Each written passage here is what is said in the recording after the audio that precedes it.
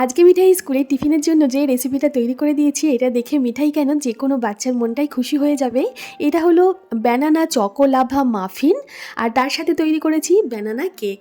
মাফিনটা স্কুলের টিফিনে দিতে চাইছিলাম, কিন্তু যেহেতু ভেতরে লিকুইড চকলেট আছে ও নিতে চাইলো না, তাই কেকটাই আমি কেটে নিচ্ছি, 4টে টুকরো দিয়ে দেবো।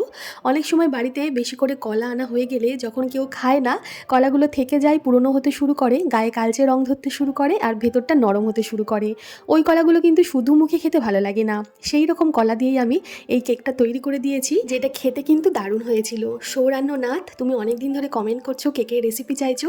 এই কেকের রেসিপিটা আমি কালকে আপলোড করব। এছাড়াও বাপুচি কেক ও বাটারস্কচ ফ্লেভারের বিভিন্ন রকমের কেকের রেসিপি নিয়ে আগামী দিনগুলোতে আসছি, যেগুলো মাইক্রোওয়েভ ছাড়াও খুব তাড়াতাড়ি বেক করা যাবে, খুব সহজ পদ্ধতিতে শেয়ার করব।